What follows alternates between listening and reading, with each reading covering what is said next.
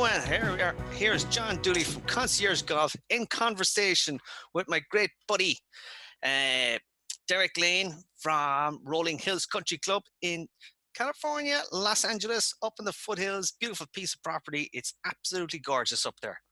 And Derek is going to talk a little bit about himself, but our main point about the conversation is about booking members' golf trips to Ireland and Scotland.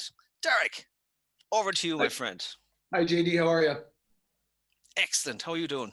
I'm good, thank you. Everything's good here. We're starting hopefully slowly to come out of all of this and getting ready to see you guys. Obviously, as you know, we have a trip next year with you, but anxious to get back to some sort of normalcy. Yes. So, Derek, how, as a matter of interest, I suppose we've met a number of years ago. For all the various different golf courses that you've worked in, without naming them and dropping names, some of the members' golf trips that you've been on, which would be, let's say, your most memorable? And if you could talk also about some of the favorite golf courses as a result. Well, you and I first met in 2001 at a place in La Quinta in the desert called the Quarry, where I was the director of golf, and been very fortunate, as you have, to travel with a lot of the members and do a lot of things. But I will tell you, in the 25 years of being a PGA golf professional and all of the trips that I've taken, I think last year's excursion, which was it was the inaugural trip for the club, went to Rolling Hills, rebranded, did a new golf course. David McClay Kidd rebuilt it. We kind of started from scratch again. But our 18-day trip to Scotland last year to play them all through Concierge Golf was probably my favorite, because I think you and I started planning that about 2 years out, and I don't think we missed anything. We turned every stone over and we played them all, and we had quite an experience between the accommodations, the golf courses. Our weather was perfect, 18 days in Scotland and not a drop of rain. I'm just not sure it could have been any better than the last year. And every year gets better because, as you and I know, we just continue to learn more and more about the travel, where to stay, what to miss, what not to miss, some of the shortcuts and some of the things you have to instill into the trip. And I think last year was kind of the pinnacle of that. Excellent. And from your perspective, and if we were talking about if somebody else was looking at starting up and booking some members' golf trips to Ireland or Scotland, what did you find the most beneficial points to working with Concierge Golf? And this would be not so much about, let's say, how great I am and joking now, but from the point of view, let's say, of these are the most critical things that you must consider when you're doing these things, because with various different members and different groups of people, is that it's important that everybody's communicated on the same page, and the expectations of where you're going and what you're doing must be maintained to the standard of what you're going on. Well, you and I have that same thought process. And when we started booking the Scotland trip, whether it's whatever we've done, and we've booked both places many a times together, I think the most important thing is the organization of it all. I tell people, first of all, you got to get the vibe. You got to figure out what it is you're doing with the group you're traveling with. I told you last year, no expenses spared. We went first class the entire way, and we had, between Dean and the carriage driving and the accommodations where we stayed, we didn't miss a beat. And the guys knew what they were going into. And I always like the more of the higher standard trips, because I know that we can deliver. And you and I have discussed all the time about the thought process of communication, the organization. We had spreadsheets, we had arrival times, we had departure times. We knew every day where somebody was going to be. And, I took the head professional in myself, and we work. We don't plan a lot of things. We make sure people get to the restaurants they want to go to. We make sure that they get what they need. If there's something that's for the hotel room we can get, we do.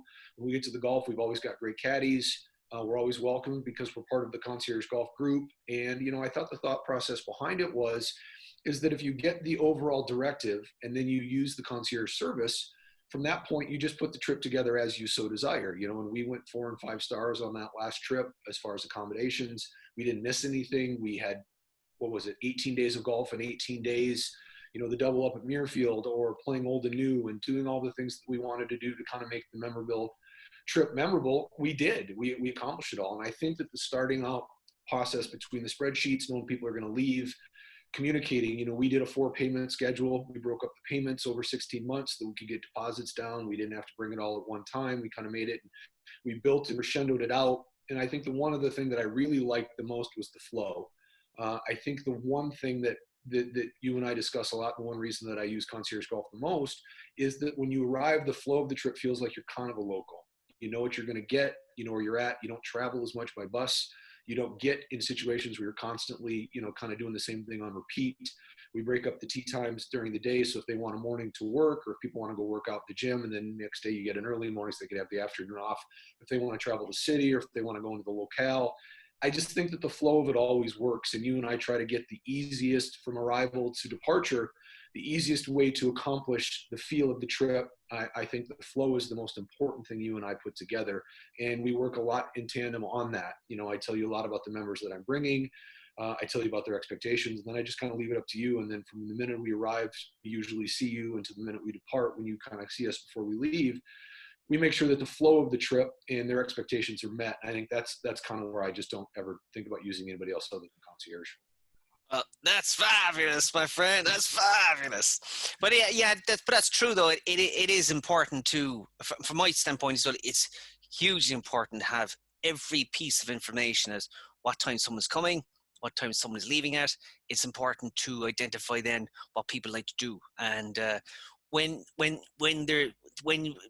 have that information, and it's much easier then to manage and work around the different things, because ideally I'd like to set out a whole trip or whole plan where there's flexibility somewhat in it. Now, typically when you're playing all the bigger, say higher ranked golf courses, whether it's the Old Course, whether it's Carnoustie, whether it's Kingsbarns or Turnberry or Muirfield, the set times are there, and there's very little flexibility around that, because it's either you have or you don't have it, and you can't pick them up the week before. So it's great that we can target those ones and then have different activities around it, whether it's an off day or again once we know people like to have some type of bit of a work schedule in between it, whether they can take a morning off or an afternoon off, or spend the evening chatting with their office and so forth. And I find that's essential information, is to have nicely planned out what everybody likes to do. And I think that's probably one of the critical things as well for any of the guys who are looking to do a members trip for the first time, is really plan out and trying to get a feel for, if fellas went on the trip, what would they like to do, just in case, because it is golf. There's a bit of relaxation, taking the locale, the few pints, a bit of crack, a bit of music, see what else is going on. And with that, well, then as you know, and we talked about it, miles are a big thing. So when we flew in last year, even though we were going and starting on the west coast of Scotland, we had people flying into Glasgow, others flying into Edinburgh, because they had to use different miles, and they had different cities and different carriers. So the thought process is, if you deliver, price really isn't as important for me, because it's a member trip, and luckily we can do some of the high end stuff. But you had to deliver with cars. We had 7 different people coming in 7 different vehicles at one point, meeting us at Turnberry, because they were coming into different airports at different times. And so that's not an easy thing to deliver on. And the last thing I want is, I want one of my members waiting 4 hours to catch a ride on a bus when the last person comes in. I want them mobile, and I want them in a car as soon as possible, because it just makes their stay and their trip far more memorable than waiting around, at a hotel for 3 other people to arrive and then they bus together. I thought the way we did it, and kind of, using the thought process of arrivals and using the thought process of how are we going to get people to feel special, it really wasn't a lot of extra money in the scheme of things, but boy, it sure made them feel like kings. Yeah, and that's great, and that's excellent.